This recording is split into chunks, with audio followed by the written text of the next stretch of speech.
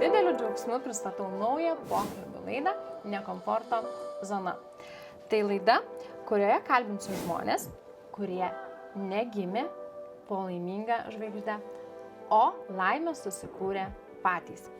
Žmonės, kurie ėjo per baimės, per abejonės, per kritiką ir nepatogumus, bet rinkosi augti ir siekti savo svajonių. Jei ir tu dabar esi nekomforto zonoje, ši laida skirta tau. Tad su dideliu džiaugsmu pristatau savo pašnekovo Tomą Kazakevičių. Labas, Tomai. Labas vakaras. Labas, malonu, kad atvykai, labai tau ačiū. Ir iš karto aš tavęs paklausiu, kasgi šiandien yra Tomas Kazakevičius?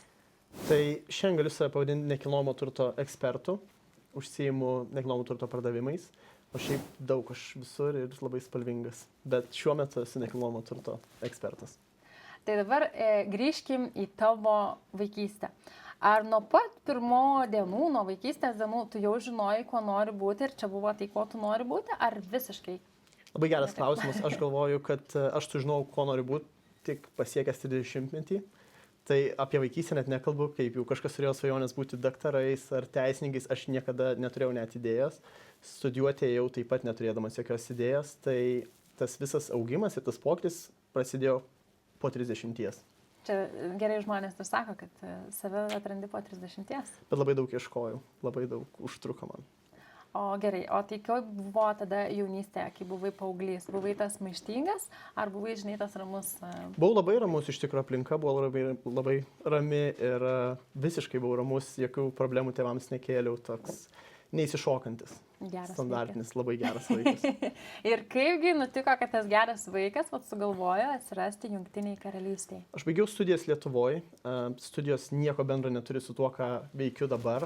Tiesiog, kadangi neturėjau to plano, tai nusprendžiau tėvų skatinamas eiti studijuoti. Tai pasibaigus studijas, visada norėjau kažko daugiau, kažkaip traukė mane, kad Didžioji Britanija, pats ne pinigai, niekada neatvažiavau čia ieškoti pinigų, atvažiavau čia ieškoti galimybių tikriausiai ir čia atvažiavau būdamas 23 metų. Tai buvo tikriausiai vienas iš geriausių mano sprendimų padarytų jaunystėje. Ar prisimeni tą jausmą, kai, nežinau, vykai lėktuvu, ar kelionė vyko traukiniu, ar autobusu, kaip atvykai? Kelionė buvo autobusiuku, 24 valandas. Labai keista buvo, keistas visie, kita kultūra, kitas gyvenimas. Visiškai nežinau, ko tikėtis, nežinau, ką čia rasiu. Tai nesijaučiu labai gerai, iš tikrųjų, aš sakyčiau, kad netgi turėjau tokią mini depresiją, kokią pusę metų, kol adaptavausi, kol supratau, kur aš esu. Bet užtruko, tas adaptacinis periodas užtruko apie pusę metų. Tai buvo daugiau smalsumas pas tave, ar buvo labiau tas depresinis laikas, kur baimės kažkokios išlindo ir... Tai baimės vienareikšmiškai, visiškai. Ko labiausiai bijojai? Aš visada bijau suklysti, padaryti blogus sprendimus, tai kažkoks kiekvienas žingsnis mano gyvenime atnešdavo man baimę, kad jei nepasiseks, kas bus, jeigu nepasiseks, kas bus, kokios reakcijos bus aplinkinių žmonių. Taip pat ir su studijom, tikriausiai grįžtant prie jų, kad buvo momentas, kada norėjau mesti studijas, nes visiškai supratau, kad tai ne mano sritis. Bet ta baimė, tai šiuo atveju padarė paslaugą, pabaigiau, nes galvoju, ką pasakys kiti autotransporto elektronikos inžinerija. Wow. Tai visiškai skiriasi nuo to, ką darau dabar. Ir pabaigiau. Džiaugsmingai turiu diplomą, kurio nenaudojau 15 metų. Ir kaip dabar taip nutiko, kad baigiai tokią specialybę, o atvykai į užsienį ir ką tada darėjai?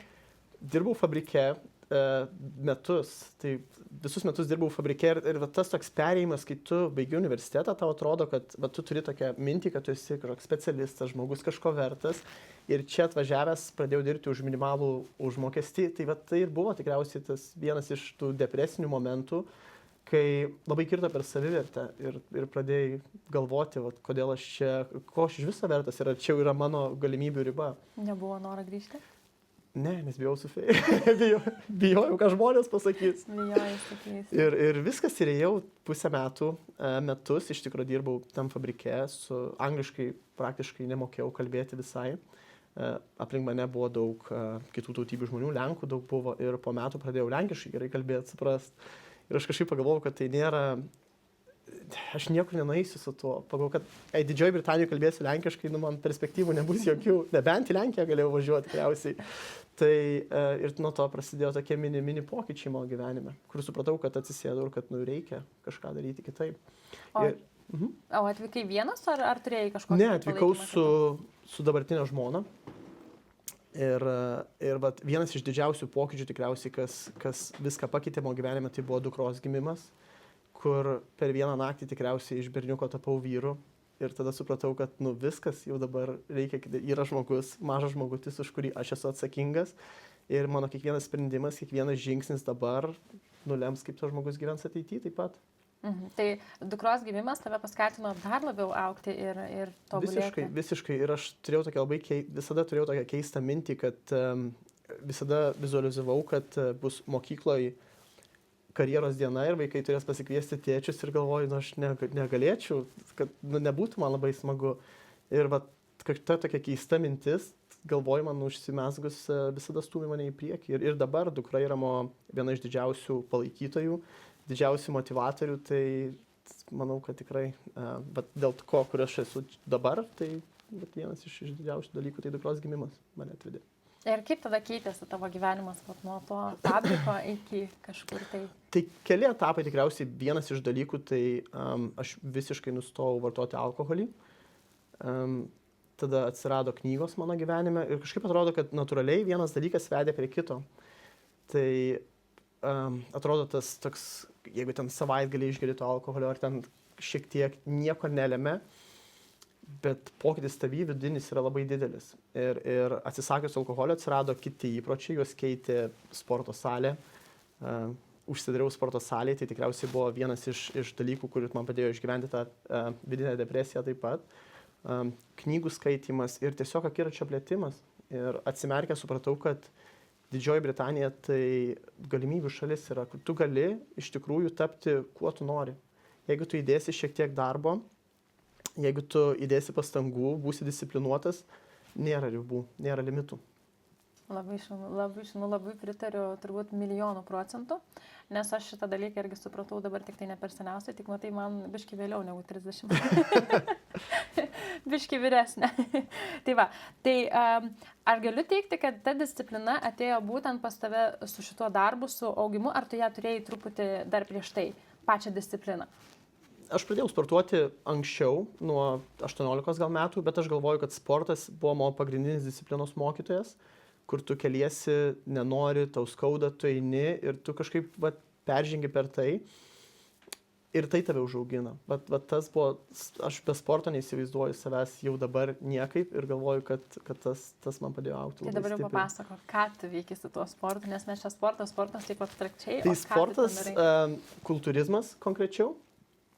Kažkaip aš visada taip pat svajodavau užlipti ant scenos, bet niekada negalvojau, kad tai įmanoma, nes daug žmonių klausia, kur tu, kaip tu užlipsi, ką tu ten padarysi. Ir pradėjęs sportuoti supratau, kad norėčiau pabandyti ir dedikavau tikrai daug savo laiko, daug savo energijos ir turėjau 3 puikius sezonus, užlipau ant scenos, turiu netgi keletą pasiekimų.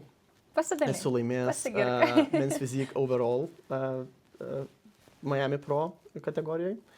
Tai turiu tikrai keletą tokių stiprių apdovanojimų, kurie man parodė, kad nėra neįmanomų dalykų kad nėra neįmanomų dalykų. Ir tie rytai, kai tu atsikeli 5 ryte, tu eini į sporto klubą ir tas kiekvieną rytą, 4 mėnesiai iš eilės, tu galvoji, jeigu aš tiek pat įdėsiu darbo, aš galiu bet ką padaryti. Tai čia ir buvo toks vienas iš didelių mokytojų mano gyvenime.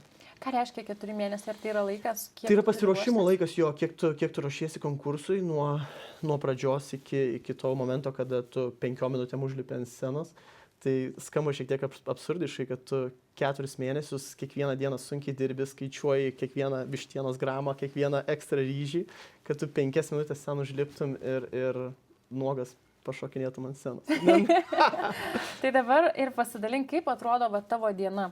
kai tu Dabar jau tuos ar kaip atrodė Ne, kai vat anksčiau? lipi prieš ten 4 mėnesiai pasiruošimo, kaip tie 4 mėnesiai atrodo, va, tas savo nuo atsikėlimo iki ėjimo miegoti, kokia tai yra rutina, maistas, vanduo, nežinau, valandos. Tai mityba labai griežta, iš tikrųjų mityba, viskas suskaičiuota kalorija, tai labai svarbu, nieko ekstra, nieko kitokio, 4 mėnesiai vis tas pats nuobodus maistas, tos pačios avižos, ta pati vištiena, tie patys ryžiai, žadintuvas skamba 4:30, važiuoji į sporto salę, darai ant tuščio skrandžio kardio, be pusryčių. Tai prieš patį konkursą, tarkim, kad suprastų žmonės, gal kalorijų turėjau 1600, čia bendras dienos kiekis, o ryte kardio metu sudegindavau 1200. Tai, žodžiu, dirbdavau į skolą. Tada grįžti namo, tada kiaušinių baltymų pusryčiai su minimaliai angliavandenių ir tada bandai kažkaip egzistuoti dienos metu. Wow. Po to vėl tai 5 valgymai, vandens griežtas suvartojimas, vitaminai ir aišku, vakare grįžęs po darbo dar turi pasidaryti treniruotę kažkaip. Jeigu nepaslaptis, o kaip yra su nuotaikom, su tavo savijauta? Labai blogai. Su nuotaikom labai. Žinai, kodėl klausiu, nes aš žinau, kad dauguma žmonių, žinai, žiūri tave ir sako, norėčiau. Bet tas norėčiau, žinai, tu dar nežinai to darbo. Didelį, labai emociškai labai sunku, kai tu nevalgęs, tu piktas. Ir aš dirbau dar klientų aptarnavime, tuo metu dirbau automobilių nuomos kompanijai, tai kiekvieną dieną reikėjo su iššūkiais tvarkyti, su klientais nepatenkintais, su kažkokiom problemom. Labai blogai, kantrybės nėra, nuotaikos nėra, tu nesišypsai visai. Visada pervargęs, miego kokybė prasta, sakau, tai sunkus. Kaip su tuo tvarkiais? Visi, nežinau, kažkaip išgyvenau tą laikotarpį, kažkaip išgyvenau ir dabar tikriausiai aš galvoju, kad jau niekada, nors sako niekada, nesakyk niekada, bet tikriausiai ant scenos nelipsiu. Jau viskas. Jau tikriausiai, kad viskas, jo turėjau 3 sunkius sezonus ir aš labai gerbiu žmonės, kurie didžiąją savo gyvenimo dalį tam pašvenčia.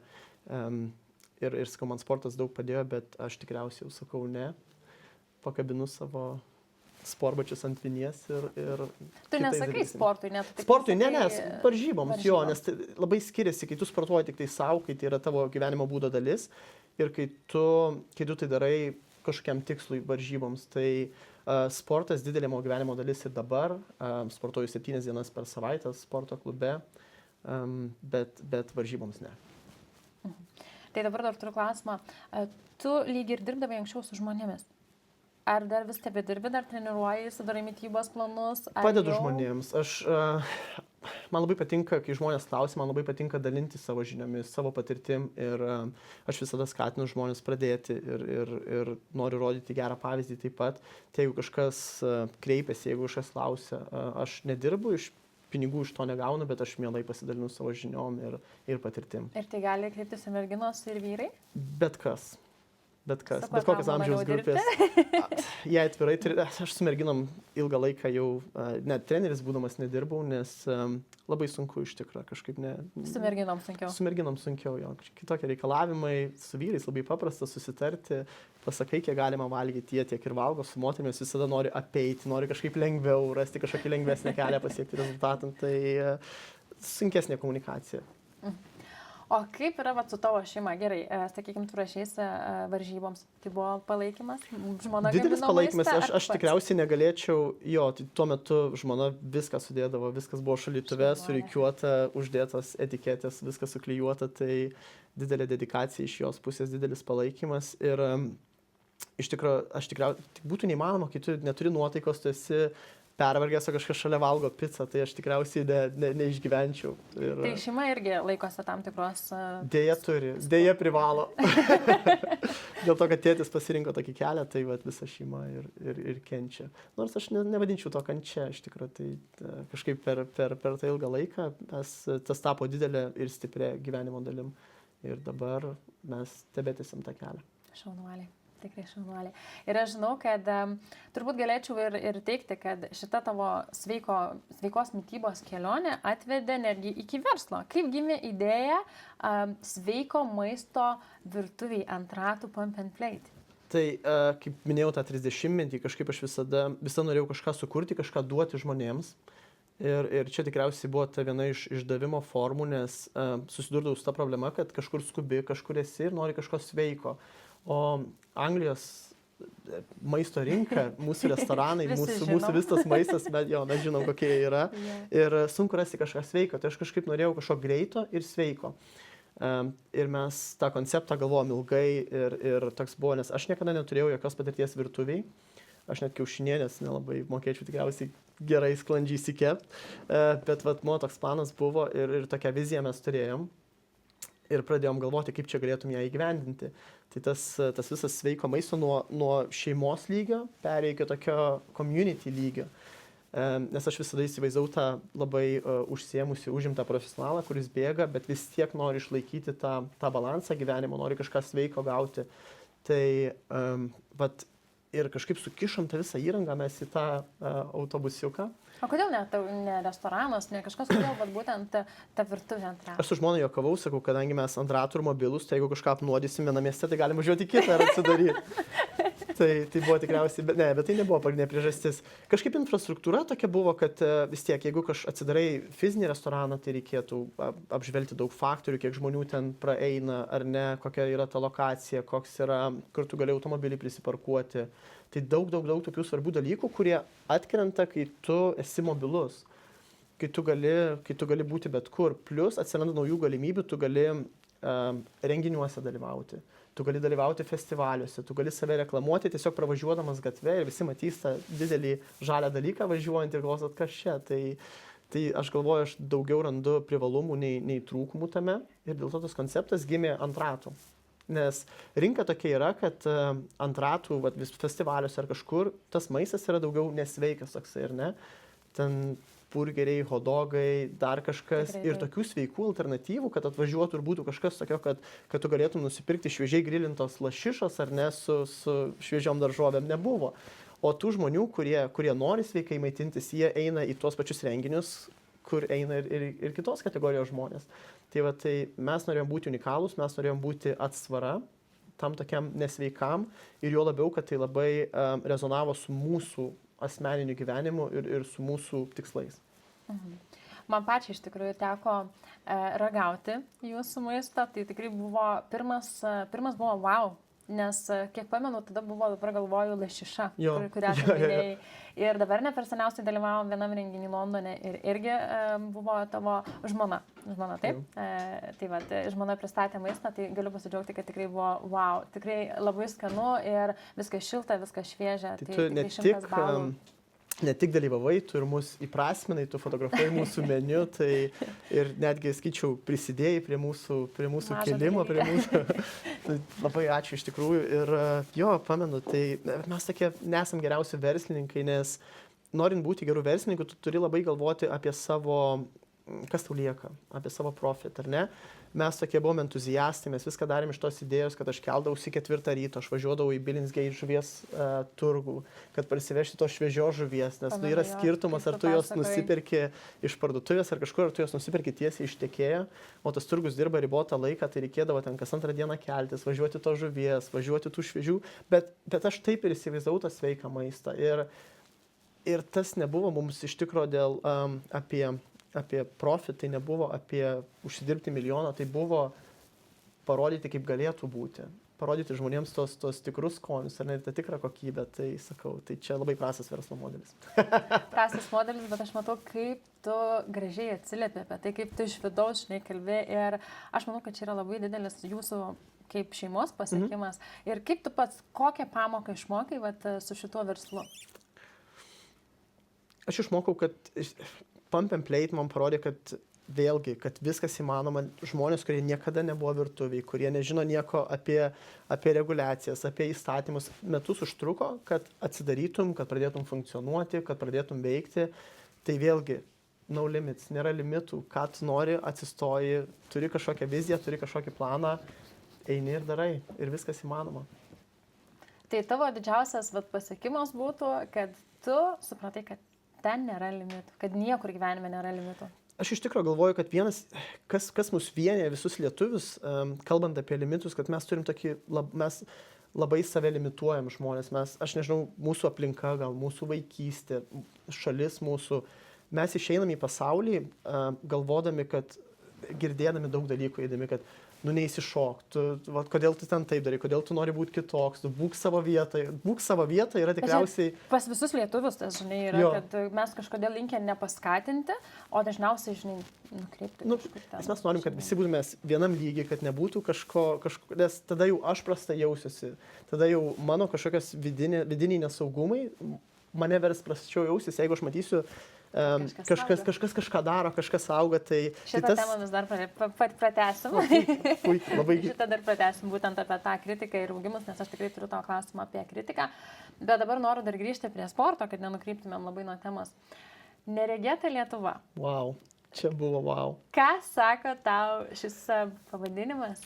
Tai aš apie Marių esu girdėjęs iš YouTube, labai garsus žmogus ir kai vieną kartą sulaukiau jo žinutės, aš galvoju, ar čia gali būti, nes Marius YouTube platformai, jis kalbina žymius iškilius Lietuvos žmonės, profesorius, dainininkus. Ir aš sėdžiu namuose ir Marius Jovaiša parašė man ir aš negalėjau patikėti. Ir iš tikrųjų, dėl to, kad jis man parašė, aš labai galėčiau padėkoti versliam lietuvių klubui Strategic Mind Society, kur aš buvau vienas iš narių ir jeigu ne tas klubas, tai aš nebūčiau sutikęs daug puikių žmonių, net tavęs Gintarė tikriausiai nežinočiau. Ir labai daug stiprių verslininkų, žmonių su entuziazmu, žmonių palaikančių. Ir Marius buvo vienas iš pranešėjų viename iš didelių renginių. Tarp kitko vienas bus ateinant į kovą, ne ateinant į kovą, o kovo mėnesį. Ir Marius surado mane ir man parašė. Tai jis pats tave surado? Jo, Marius pats parašė. Kažkas rekomendavo iš klubo ir man tai buvo wow momentas, kad matydavau, kokius žmonės jis kalbina. Aš tikrai negalėjau patikėti, jaunuolis iš Dzūkijos kaimo, kad toks žmogus iškilus parašė. Ką paskaitai, žinai tai? Ar pasimeni? Pašio labas. Labas Tomai, čia Marius. Žinau, kad esi sportiškas ir mėgsti sveiką maistą. Ar norėtum turėti pokalbį su manim? Dar nežinau, kad reikės kalbėti ir bėgti, kas paskui mane labai nustebino ir aš pradėjau abejoti savo galimybėm, nes aš esu svorių kilnotojas, o kažkaip su bėgimais man sunkiau sekasi. Tai čia buvo toks didelis iššūkis, nes Marius yra labai sportiškas vyras, man sunku buvo jį pasivyti. Tai visas tas formatas buvo, kad mes bėgam, kalbam, diskutuojam apie dalykus. Tai aš pasakau savo istoriją.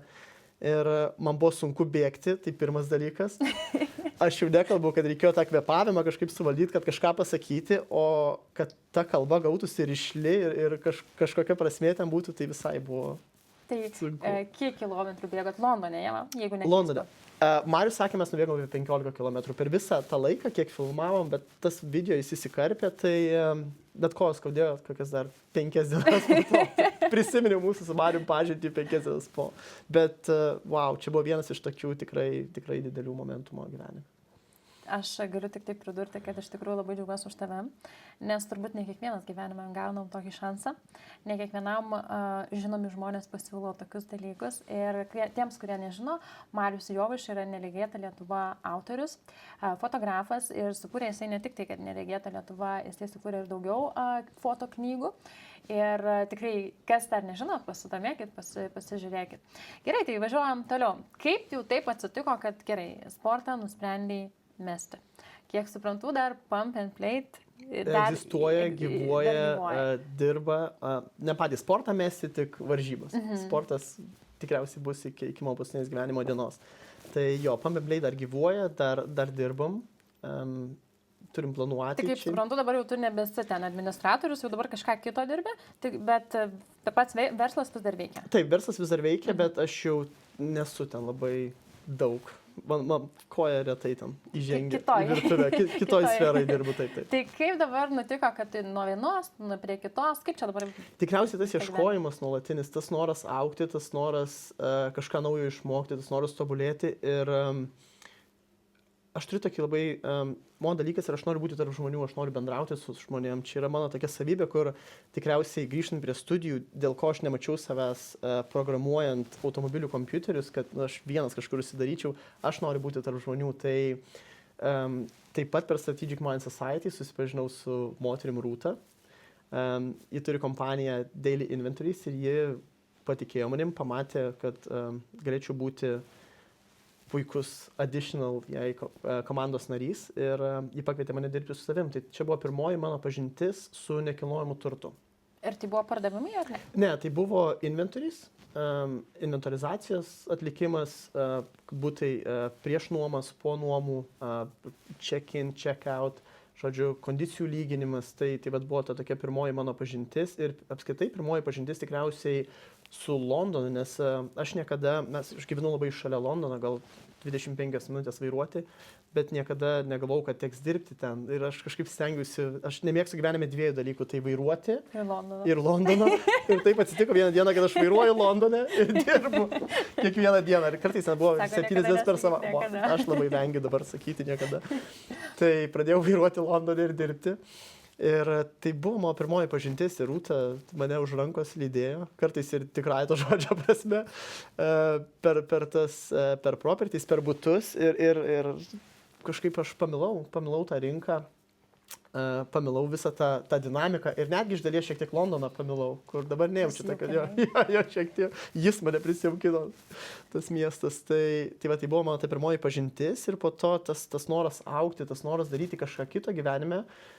Aš pagalvojau, kad aš gal visai norėčiau būti nekilnojamo turto agentas ir padėti žmonėms, būtent lietuviams, dirbti su nekilnojamu turtu, ta prasme, parduoti nekilnojamą turtą ir pirkti nekilnojamą turtą. Tai kažkaip visada norėjau duoti kažką community ir būti ta community dalis. Man tai labai smagu, žinai, nuo sportinių rūbų į kostiumą. Wow, Tomai. Didelė transformacija, sakau, ir grįžtu prie to, kad viskas įmanoma tikriausiai, viskas gyvenime įmanoma. Tikrai. Ir dabar čia pagirimai tau, nes sakau, dabar tave matyti, tai žinai, kaip diena ir naktis, kai tu matei žmogeliuką, kuris su verslu ir virtuvėliai sukasi, ar ten administruoja socialinius tinklus ir panašiai, ir tu dabar matai žmogų, kuris dirba su dideliais projektais, tai čia yra tikrai pagarba tau. Aš galvoju, kad barzda daug pakeitė.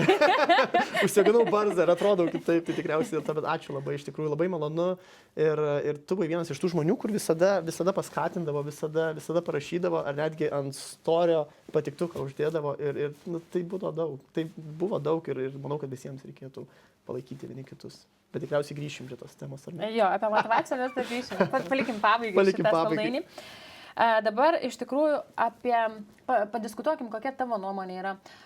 Aš esu pastebėjusi tokį dalyką, kad dabar dauguma lietuvių bėga iš šitos šalies. Ar tu pastebėjai tą patį? Vienareikšmiškai. Ir aš galvoju, kad kadangi Lietuva tapo ES dalimi 2004 metais, kada tu jau galėjai legaliai, pilnateisiškai atvažiuoti į Didžiąją Britaniją, nuo to laiko praėjo 22 metai.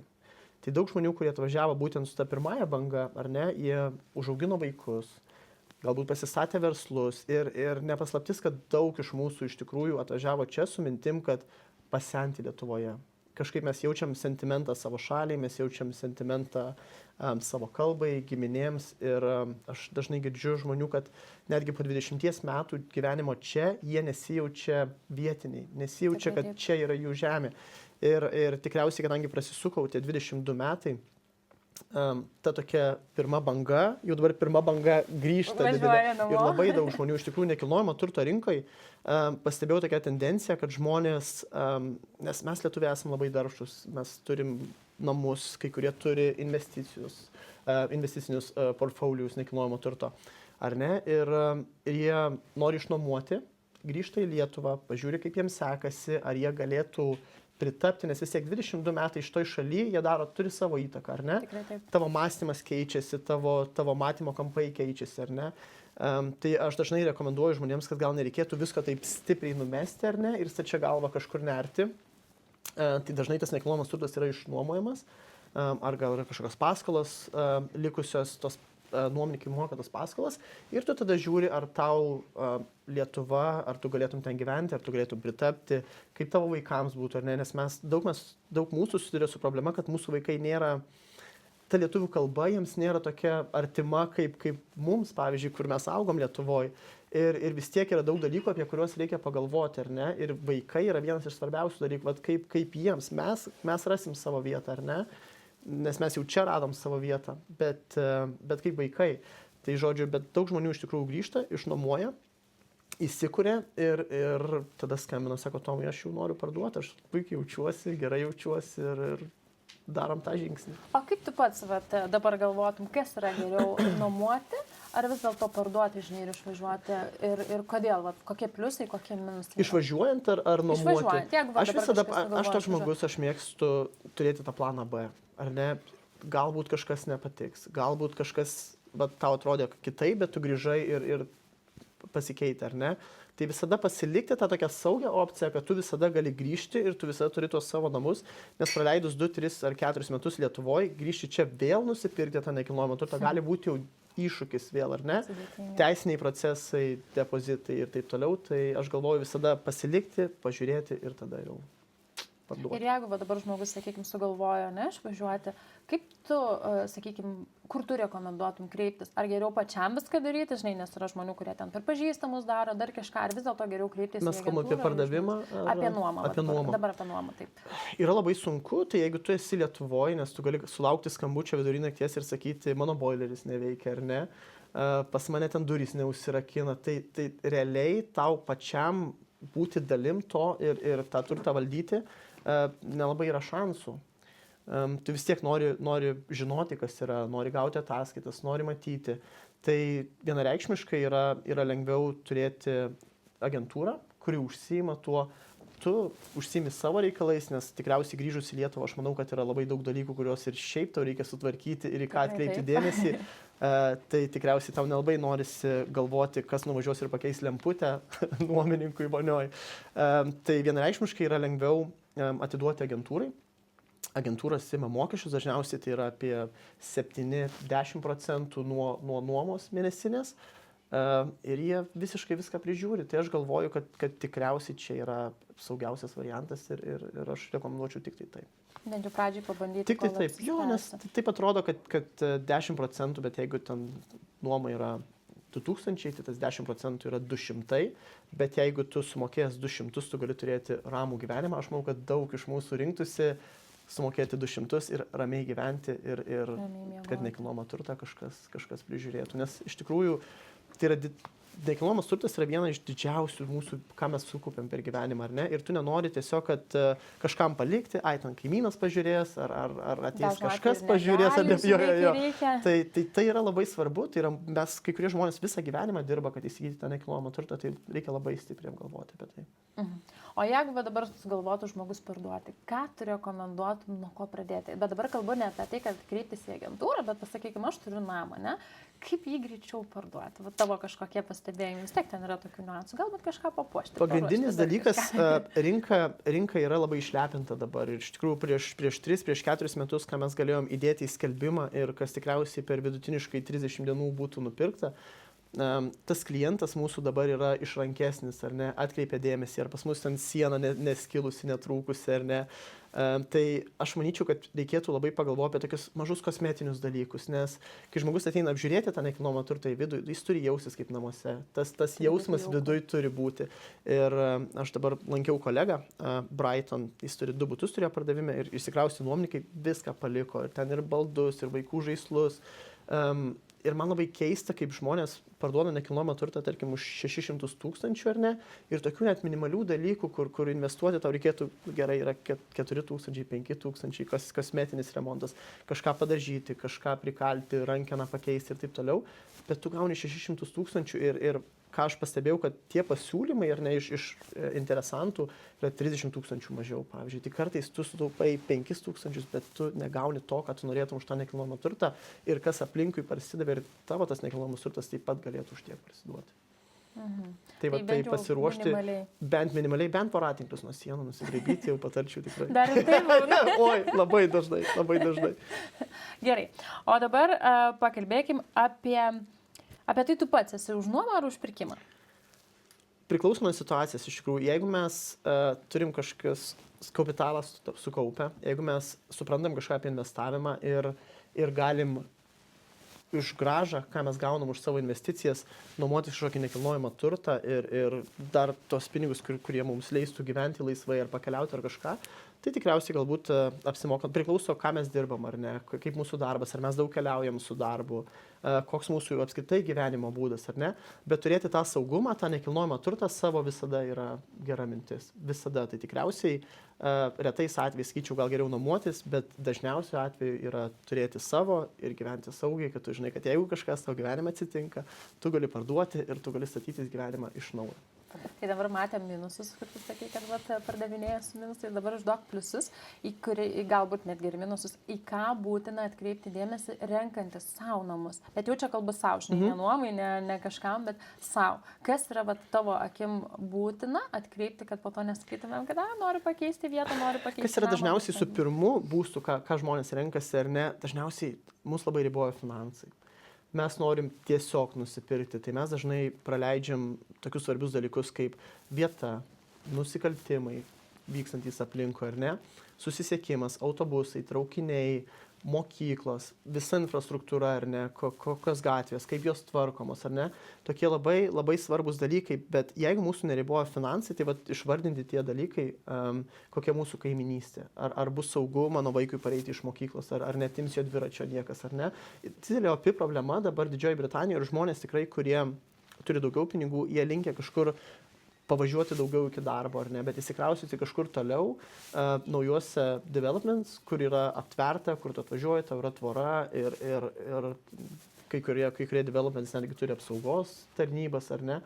Saugumas pasidaro labai, labai stiprus ir didelis žaidėjas iš tikrųjų renkantis nekilnojamą turtą, tai arėja, tikriausiai gatvė, kur tu nori gyventi, bet sakau, dažnai mus pirmą kartą perkančius nekilnojamą turtą finansai riboja, mes tiesiog norim nusipirkti kažką čia ir dabar. Ir tai nėra blogai, iš tikrųjų mes galim pagyvenę 2-3 metus, mes galim refinansuoti, mes galim parduoti, mes galim tada jau galvoti, ką mes iš tikrųjų norim, gal vis tiek per tą laiką pasikeitė finansinė padėtis ar ne, ir jau tada mes galim pagal kitus kriterijus rinktis. Tai tau pačiam dabar, kaip supratau, iš pokalbio būtų saugumas pirmoji vietoje? Gyvenant Didžioji Britanijai prie dabartinių situacijų visiškai vienareikšmiškai ar ne ir sakyčiau vienas iš pagrindinių dalykų. Tai gerai, dabar žmogus sugalvoja pirkti namą. Kokie yra būdai nusipirkti, nes yra galima su 0%, nes tu dirbi su šitais visais dalykais. Ten 0% depozitas, kiti, kokie yra variantai? Yra labai daug produktų, iš tikrųjų, aš su kolega Remigiju mes pradėjom podcastą skirtą ir orientuotą grinai į žmonės, kurie domisi nekilnojamu turtu. Dar aš perėsiu. Iškirpsim, ar ne? Tai yra labai daug produktų, yra iš tikrųjų share ownership, ar ne, kur tu gali su labai mažu procentu, turėdamas labai mažą depozitą, nusipirkti nuosavybę, kuri nebus 100% tavo, ar ne, bet jau bus didelis solidus žingsnis į tą nekilnojamo turto turėjimą. Yra produktų, kurie duoda su visiškai be depozito, ar ne, bankų. Aišku, palūkanos bus šiek tiek didesnės tokiam produktui, bet tų galimybių yra ir tikrai aš galvoju, kad bankai ir skolintojai, kadangi čia yra milžiniška konkurencija, jie tikrai suinteresuoti gauti savo klientą, tikrai suinteresuoti padėti jam ir priklausomai nuo jo gyvenimo sąlygų ar ne nuo finansinės padėties, jam padėti nusipirkti tą pirmąjį nekilnojamą turtą. Ar pirmąją, ar antrąją, ar trečią investicijas. Tai tu gali padėti šitoje vietoje. Aš galiu padėti šitoje vietoje. Aš ir mano kolega, tikrai mes dėl to atsirado ir tas dalykas, apie kurį negalim kalbėti, apie kurį kalbėsim vėliau. kad iš tikrųjų tos žmonės informuoti ir po daug metų darant kažkokius tam tikrus dalykus, norisi padėti savo kraštiečiams, ar nenorisi pasidalinti kažkuo ir mano kolega Remigijus taip pat jis daro paskolas neimdamas jokio mokesčio iš žmonių. Kas yra labai retai. Neimdamas jokio mokesčio iš žmonių, nes tai aš galvoju, kad vis tiek ateina laikas, kai tu nori daryti tos gerus darbus, ar ne, tu nori būti geresnis žmogus.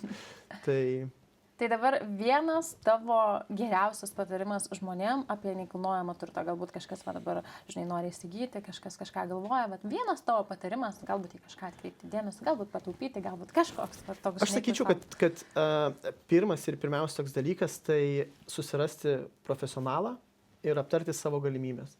Profesionalas jums sudėlios strategiją, ar tai būtų mortgage broker ar kažkoks finance advisor, padės susidėlioti strategiją, kur kaip ir visur gyvenime, ar ne, kažkokį, jeigu nori pasiekti tikslą, tau reikia strategijos, tas pats ir čia, ar ne, kad tu turėtum tą strategiją, tu žinotum link kur tu eini ir kokius žingsnius tau reikia daryti, kad tu įgyvendintum savo svajonę.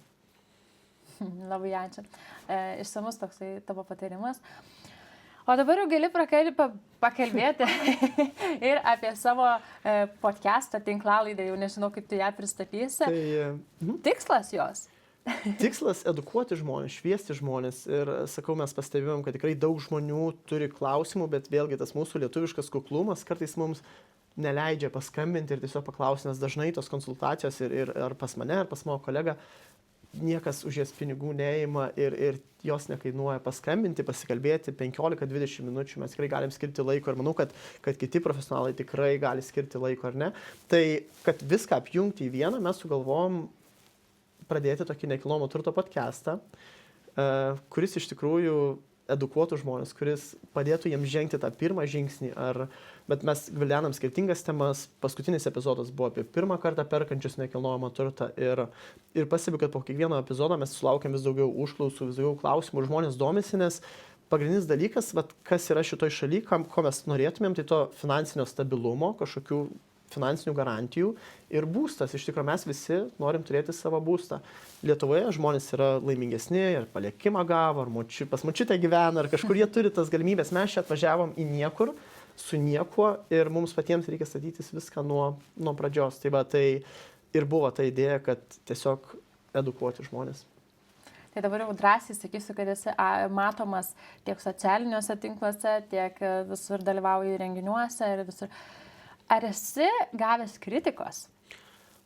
Dažnai, dabar nelabai tikriausiai, nes kai užsignau daugiau raumenų, žmonės neprieina ir nekritikuoja, bet juokauju čia, aišku, bet anksčiau tai daug iš tikrųjų ir buvo, kad ir tokių ir stabdančių, ir kodėl tu ten eini, tai čia ne tavo, tu ten nesugebėsi, ar ne, ir tada per daug laiko tu patiki tuo pats, ar ne, tu labai patiki tuo. Ir man įsiminė viena citata, kur iš vienos labai populiarios knygos, sako, kad jeigu tu nori skirtingų vaisių, tai pirmą turi atkreipti dėmesį į šaknis. Tai viskas keičiasi nuo šaknų ir reikia pamesti tos senus supratimus, pamesti tos žmonių kalbas, ar ne, kad tu kažko negali, viskas įmanoma, eini tiesiog ir darai.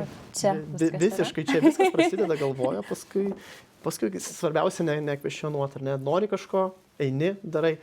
Atskleisiu paslaptį, Gintarė minėjo šiek tiek apie podcastą, kad jis gimė per pusę valandos. Tai taip ir turėtų būti. Turi idėją, turi tą pusę valandos, viską sustrateguoji ir mes čia šitą gražioje studijoje šiandien. Labai ačiū. Aš iš tikrųjų tavo podcastą pamačiau iš karto po savo laidų ir galvoju, kažkaip čia viskas susiję. Ir tada mes susirašėm, kad pasidalinom ir tam tikrais niuansais, ir bėdom, problemėlėm, apšvietimo galimybėm ir panašiai. Tai man iš tikrųjų labai smagu, kad mes einam to pačiu keliu dabar.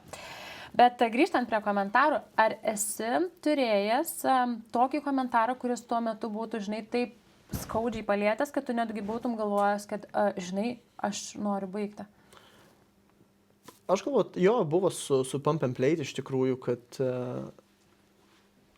kad aš esu sulaukęs, kad tu nesi verslininkas ir tau nepavyks. Ir tas komentaras buvo iš artimiausios, iš šeimos aplinkos, kur tikriausiai, jeigu tu nenori nieko gero pasakyti, gal tikriausiai nieko nesakyk geriau, tai padarysi mažiau žalos, bet jo, tu nesi verslininkas, tau nepavyks, kaip tu padarysi. O kaip reaguotum dabar? Tikriausiai nusijuokčiau ir nusišypčiau, bet tas komentaras man buvo labai didelis spyris daryti ir tas ego toksai, kad įrodyti, ar ne, tai kartais tokie komentarai, iš tikrųjų, jeigu žmonės galvoja, kad daro žalą, tai kartais jie padeda. Bet nesakykit visiems.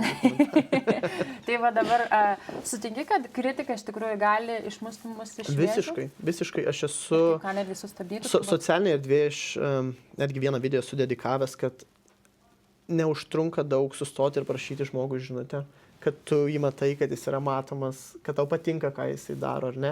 Aš dažnai tai taikau salėje, jeigu aš pamatau, kad kažkas atėjęs, ar ne, ten pirmą kartą ar pirmą savaitę, nes labai sunku eiti į sporto klubą, kai tu nieko nežinai, tu atrodo, kad tave visi stebi ir žiūri. Tai aš dažnai prieinu prie tokių žmonių, paspaudžiu ranką, paklausiu vardo ir mes supažįstam ir visada pasiūlau, kad aš galiu padėti, aš galiu būti čia. Ir daug situacijų pats esu turėjęs, kur pakeitė savo žmonių ratą, kur žmonės kitaip masto, jie pakelia tave, jie pasako kažką tau ir tu galvoji, bet va tikrai, ir iš tikrųjų, ką aš pagalvojau, kad mes visi turim tas pačias galimybės mes nėra kažkas nei ten super talentingesnis ar kažkas. Mes tiesiog turim ribotas galimybės savo galvoje ir viskas. Mes visi turim talentų, tiesiog reikia juos atrasti ir pritaikyti. Reikia nebijoti. Visiškai. Nebijoti nei tų iššūkių ir nebijoti netgi kalbėti. Žinai, kai sako, laimė mėgsta tylą. Nu, nemėgsta tos tylos. Aš galvoju, kad labai geras yra fake it until you make it. Tai tiesiog eik ir sakyk. Ir kai tu pasakai, tas išeina garsiai, ar ne? Ir tai tampa kaip pažadu, ne tik savo, bet ir žmonėms. Ir tada tu jau turi daryti, nėra kelio atgal. Tiesiog eik, kalbėk, mąstyk ir daryk. Tai dabar jau matau, kad tu sutinki su tuo dalyku, kad tu privalai save apsupti tam tikrai žmonėm, nes šalia tokių, sakykime, augančių žmonių, tobulėjančių žmonių, tu ir pats augi, tu ir pats tobulėjai. Tai tavo atveju, kas buvo tavo tas tokia sėkmė? Žmonės, knygos, mokymai? Aš galvoju, kad vienas dalykas sekė kitą pas mane gyvenime. Ir aš matau tą tendenciją, kad kažko atsisakius, kažkas ateina į gyvenimą, padarius kažkokį teisingesnį sprendimą ar ne.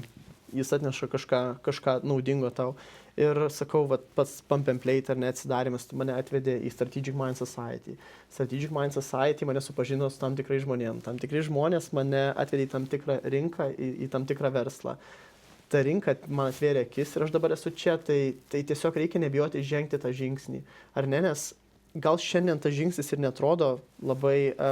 kad jis turi kažkokį potencialą, ar ne, bet gal ilgesniai perspektyvoje jis mus atneš į visai kitą vietą. Tai tiesiog eiti, nebijoti, bandyti save. Ir aš labai, aš mokusiu pardavimus, iš tikrųjų labai domiuosi tuo ir dalyvauju skirtingose renginiuose, labai public speaking domiuosi, iš tikrųjų man labai patinka, kai žmonės gali atsistoti ir prieš, 5000 žmonių auditoriją sakyti dalykus ir tiesiog eiti į tokius renginius, eiti suprasti, kad tu esi ne vienas, mes visi kažko bijom ar ne, bet kai tu supranti, kad tu ne vienas ir ne kažkoks išskirtinis, tai tada tikriausiai eisi ir darysi. Ir lengviau su grupe. Ar turi kokią nors, sakykime, knygą, mėgstamą autorių, ar galbūt netgi, žinai, kažką sakė tam pačiam Facebook'e, Instagram'e, kažkokį tai žymų žmogų, kuris tau yra toks, žinai, va, šitas žmogus, arba norėčiau būti, galbūt kažką pasisėmė iš to. Nepasakyčiau, kad turiu kažkokį vieną inspiraciją, ar ne. Tikriausiai ir apskritai mes gyvenam tokiam pasauliu, kur tos informacijos ir tų šaltinių yra daug, ar ne. Tai tokio vieno ar kažkokios knygos, kuri man padarė didelę įtaką, neišskirčiau, nors labai mėgstu skaityti, labai keista, bet aš iki 18 metų nesu visai knygose kas perskaitęs. Labai mėgstu skaityti, tai vieno tokio neišskirčiau, bet ką pasakyčiau, kad tiesiog reikia riboti tą negatyvų turinį. Tiesiog to negatyvo aš žinias, pavyzdžiui, nustojau žiūrėti jau labai senai. Nežinau, kaip 8 metus televizorius visai neturėjau ar ne. Tai tas negatyvas ir šiaip mus pasiekia. Tai jeigu mes dar įtraukiam į save, tai labai blogai. Tai stengtis tiesiog neturėti to savo gyvenime. Dabar, žinai, galvoju, kaip tu manai, kodėl žmonės yra pilni to negatyvo? Iš kur tas negatyvas, iš kur tas noras, žinai, tarkim, kad ir Facebook'e dalintis komentarais, kur, žinai, tokie tikrai riebus. Bet dažniausiai tu pažiūri, žinai, į profilį ir galvoji, nėra apie ką kalbėti. Aš labai dažnai, ir čia iš tikrųjų aš labai dažnai pasižiūriu, ar ne, kas pasakė, tada pasižiūriu vizualizaciją ir galvoju, suprantu, ar ne. Gėlytės, šuniukai, kačiukai. Jaučiu tas, kad mes tiesiog nepatenkinti savim. Mes nepatenkinti iš vidaus, kas mes esam, kokiu keliu mes einam. Ir tas vidinis nepasitenkinimas, jis negali mumise užstrikti, ar ne? Jis veržiasi į išorę. Ir veržiasi tuo formatu, kad mes tiesiog pradedam kritikuoti viską ir visur ir bet ką ir pasidarom tokiais dideliais ekspertais. Tai aš galvoju, kad to pozityvo daugiau, ar ne? Stengtis įsinešti to pozityvo daugiau į savo gyvenimą. Tai yra skamba kaip klišei, bet tai reikia, to reikia, ar ne? Ir tiesiog sakyti gerus dalykus vieni kitiems. Aš tai sakau, gyvenkit žmonės savo gyvenimą. Absoliučiai. Nes man atrodo, kad kai tu gyveni savo veiklom, savo podcastais, galų gale, savo kažkokiais tais darbais, užsiėmimais, savęs asmeninių tobulėjimų, tu neturi laiko komentaram. Ir net į savo profilius aš kartais neturiu, mama skambina ir sako, kur tu esi dingęs. Ir kartais aš ne tai, kad neturiu laiko, bet užsisukiu į tą ratą ir oi, apie negatyvą arba kažką kritiką.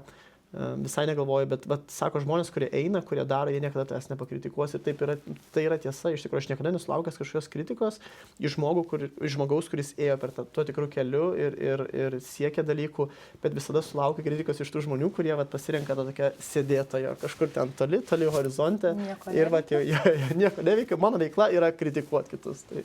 Aš irgi, žinai, esu susidūrusi ir dabar jau galiu drąsiai teikti, kad iš tiesų tai tie žmonės, kurie jau augo, arba tie žmonės, kurie yra dabar augimo kelyje, jie dažniausiai tave ir, žinai, pamotyvuoja, pakomentuoja, paskatina augti, pasidalina komentarais, netgi parašo, žinai, asmeninę žinutę, kaip faina tave matyti, augi, ten darai kažką, todėl, kad jie jau ėjo ir jie jau žino, ką tai reiškia. O tuo tarpu tie žmonės, žinai, kur sakau, sėdi komforto zonoje, jie, žinai, tokie, gal ir yra pikti dėl to, kad jie nieko nedaro, dėl to, kad jie nieko nenuveikia.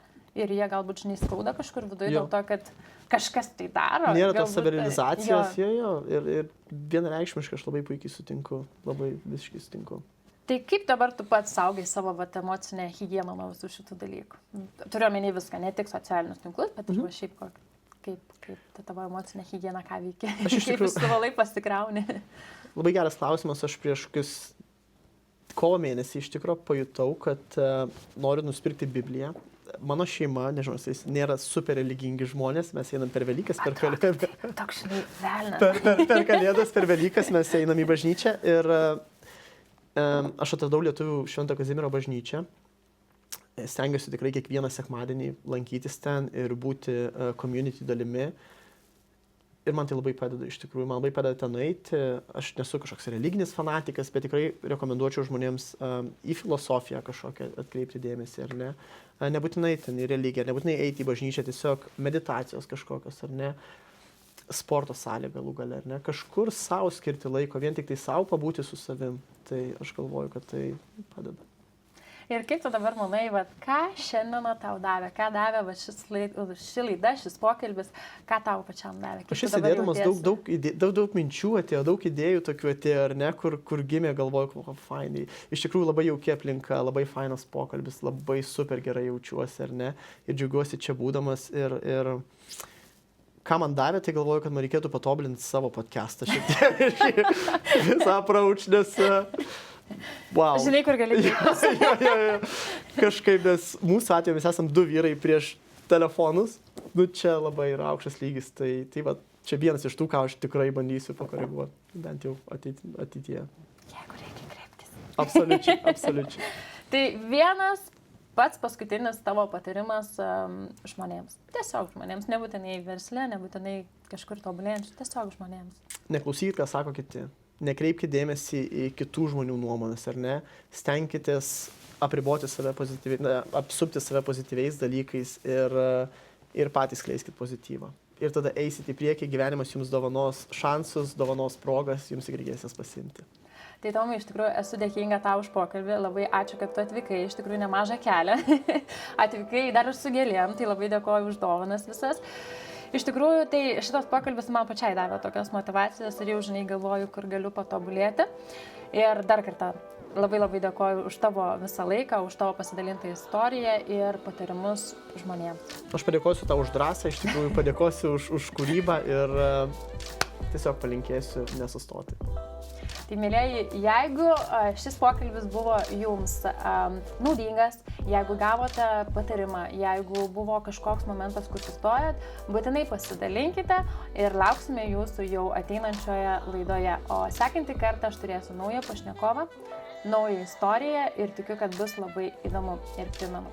Jeigu dabar esi ne komforto zonoje, tai ši laida skirta tau. Iki pasimatymo, mėlėjai.